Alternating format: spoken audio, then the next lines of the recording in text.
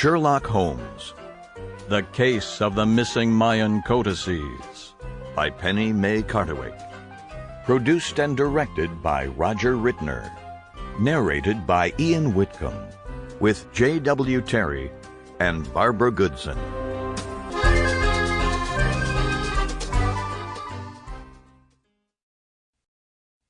Awaking to bizarre aromas at 221B Baker Street was never a novelty. In that early winter's morning in 1902, however, the pungency of a hideously foul smell that seeped through every crevice of my bedroom door was extreme by any standard. It made an attempt at continued slumber utterly futile. Still, under partial darkness, I reached for my robe without even bothering with my bedside lamp. I emerged from my bedroom to find Holmes cloaked in a leather apron, his face shielded with what appeared to be engineering goggles. "Holmes, what the devil are you doing?" As usual, when he was involved in thought or experiment, my words went unperceived. I approached him to within a yard of where he was standing. I could not go any closer. The smell that emanated from a brackish liquid reposing in 3 trays that he had laid out on the table acted like a barrier that I could not cross. Finally, sensing my proximity to him, Holmes veered his gaze toward me. "Watson, excellent. I was in need of an additional pair of hands." He proceeded to give me a pair of protective gloves. "Put these on, Watson." Knowing full well his nature, it was obvious that the most direct means to discover what he was engaged in was by assisting him with whatever was swimming in these ghastly liquids. He retrieved what, in appearance, was a collection of rectangular pieces of fibre bound together with some sort of hardened lace. He placed a book on my gloved hands. "Take this to the basin over by the window, Watson," he said to me in his instructive tone. I did as he asked and positioned the book into the basin filled with clean water.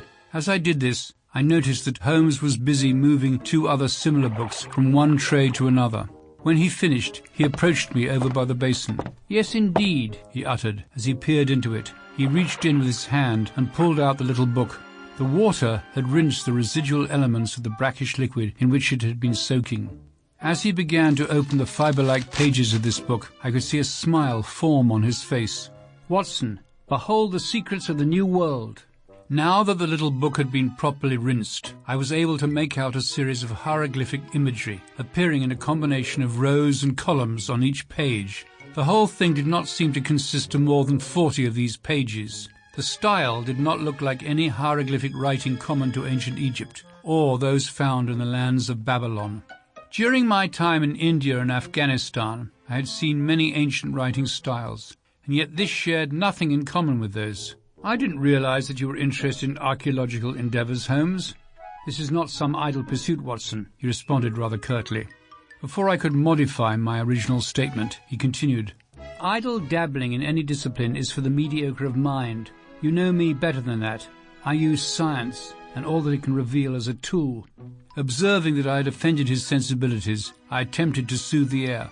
"I meant to say that an amateurish engagement can be a healthy way to cleanse the mind." "Nonsense, Watson. Everything that one does should lead you to an answer, which in turn will free you to address another question. That is, what distinguishes a professional, such as I, from a leisurely-minded hobbyist."